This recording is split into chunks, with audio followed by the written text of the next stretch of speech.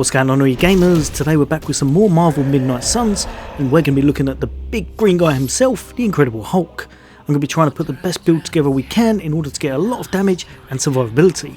If that sounds good, then stay tuned. That's coming up next.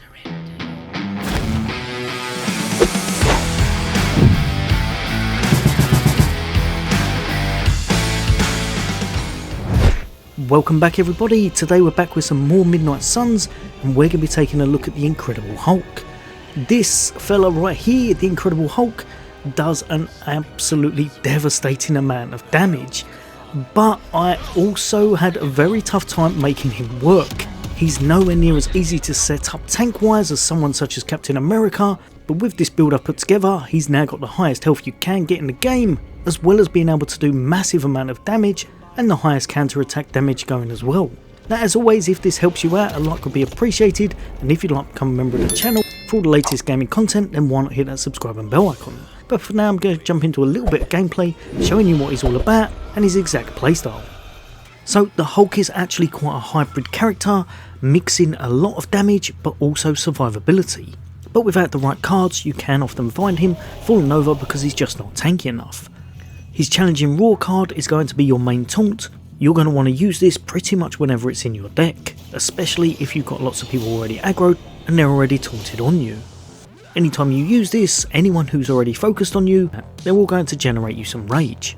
If you have people on your team that can generate a nice amount of heroism and some that guarantee card redraws with their plays, this will help you to get Hulk cards in your deck. Hulk's standard attack, his smash, is going to allow us to get a little bit of flexibility with our build because we're going to be able to get a bit of survivability every time we use it and get a KO. And his always angry card, probably one of the main reasons why you'll be using Hulk, is because of how much health he can actually generate. He can get upwards of 2, 3, even 4,000 health, making him have the highest health by an absolute mile in the game. Playing these early rounds definitely works at best though, because it does consume that rage. If you still need to taunt some enemies, don't forget you'll always have your Rampage card, or you can use it to focus on one single enemy just to finish them off, and it only costs 2 heroism rather than 3. Don't forget Hulk is at heart supposed to be a tank, and even though he deals massive amounts of damage, using him as a taunter and counter attacker can take out multiple enemies as well because he does the highest damage counter attack in the game. If all else fails, don't forget he's probably got the best ultimate in the game with World Breaker. Demolish everything, you're going to have people flying left, right and centre, and every time you get a KO it means that you generate some rage, topping him up on damage. Right, so if we go over to the Hulk's deck, as you can see right here, before I go over that, I want to say definitely in my eyes, some items can help him out absolutely massively and make his build very much overpowered. The first one and the best item that you're going to be able to put on him is going to be Vampiric Essence. This is quite easy to make as many of these as you can and chuck it on him whenever you need to get back some health. With a bit of luck with his card plays, Hulk will have way above 3k health, and Vampiric Essence, you can regen all of that very easy because of how much damage he does. And I'll put a few cards on the screen now that can make you very overpowered. Anything you can get that will mean you'll get additional challenging raw or always angry will definitely work in a bind, so these cards are exceptional. Because of that, I found that Doctor Strange, your main character the Hunter, and Nico definitely work best partnering up with him. Right, so jumping straight back to the cards, and I found that Smash is one you'll definitely want. This applies stun, gains 1 rage rather than taking away from your rage, which is absolutely amazing, and at full health it's going to hit for a little bit harder. I've put this on KO, gain 150 block. I found this perfect, generate a little bit of block at the start, and obviously that's based off of your offense, so I've modded it to 50% offense. When you start building Hulk up and gaining more rage, this goes up as well, so you'll be able to get a lot of block as well as being able to get a lot of healing from your always angry later on, or like I said, if you're using that Vampiric Essence, allowing you to have a massive health pool that you can regenerate. If however you're not using items, 2 mods you may want to look at would be either Strengthen for a little bit of extra damage, or chuck it to Quick if you don't want it card play, or Lifesteal would also be ideal.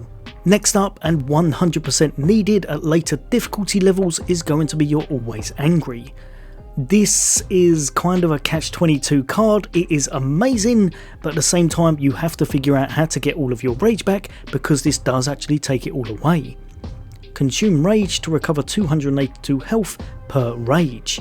This goes on top of whatever your health bar is, which is absolutely insane because you can get upwards of 3k health this way, but it does mean when you use it you're going to be taken away from your rage meter.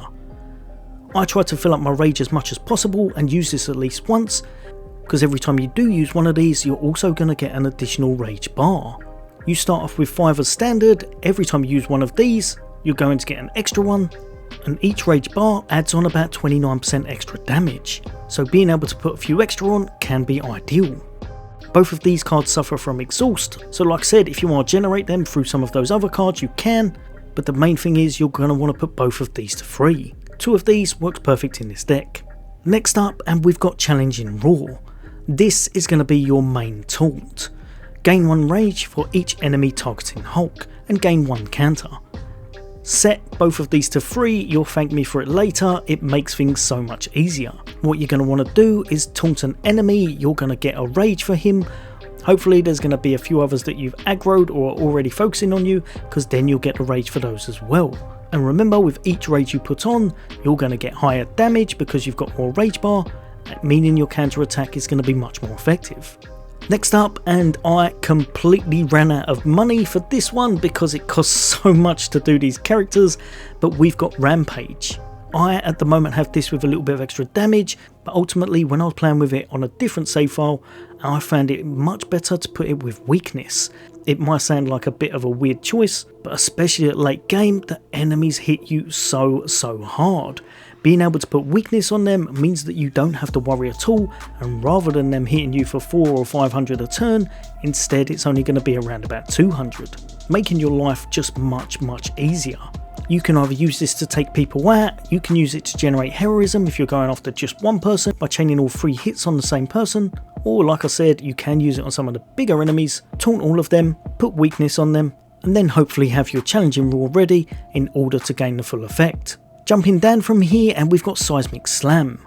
Damage and taunt each enemy in an area with an increased area of effect.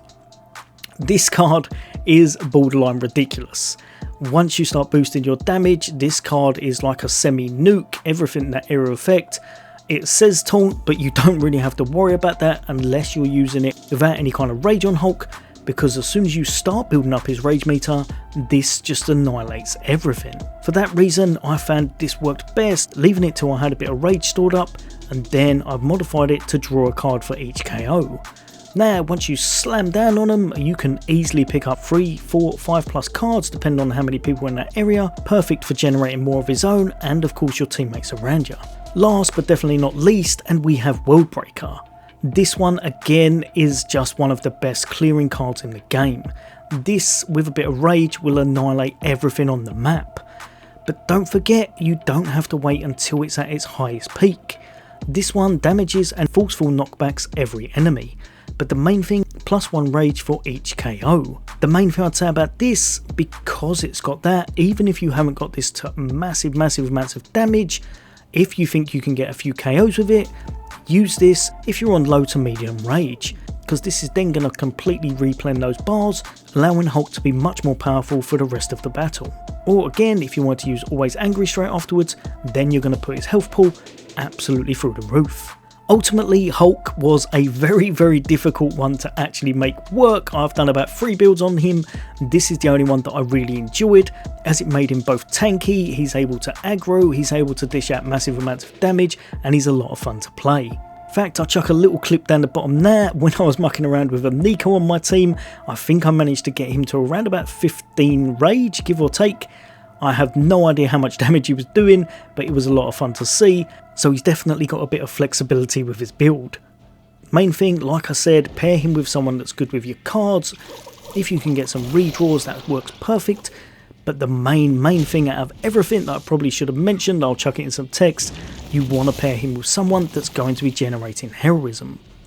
If you can't, you'll have to put on a combat item to do that, or you could probably change the Challenging Roar cards to +2 heroism, but I found it worked much better like this and have someone else on my team that's going to be generating that heroism, because you want Hulk to have mostly cards that are going to be free. Right, you gamers, hopefully that's helped a few of you guys and girls out. Let me know in the comments if you've been using Hulk.